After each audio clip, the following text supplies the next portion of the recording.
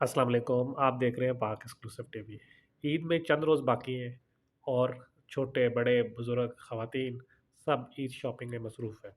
किसी भी shopping mall में चले जाएं, हर ख़रीदारों का रश है। हर तरफ जो है ख़रीदार अपनी अपनी पसंद की चीज़ें ख़रीदने में मसरूफ़ है। हर साल की तरह इस साल भी एक चीज़ का शोर बहुत है कि जी महंगाई बहुत है, लेकिन दूसरी जानिब हर शख्स अपनी ज़रूरत के मुताबिक ईद शॉपिंग भी कर रहा है।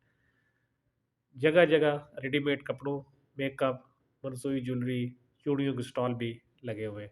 बहुत से बाज़ार तो ऐसे हैं जहां अब आप पैदल भी बड़ी मुश्किल से चल रहे हैं। आइए आपको दिखाते हैं शॉपिंग के मुख्तलिफ मनाज़र, लोग किस तरह खरीदारी कर रहे हैं।